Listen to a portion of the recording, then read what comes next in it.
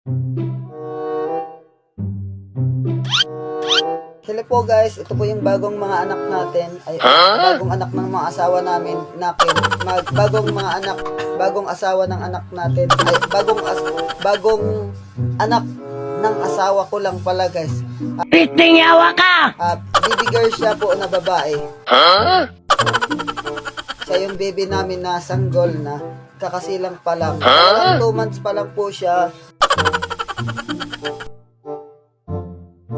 Ano na siya, tingin ko nasa 8 kilometers per hours na yung timbang niya. 8 kilometers per hours kasi sobrang bigat na ng pagkagaan niya eh.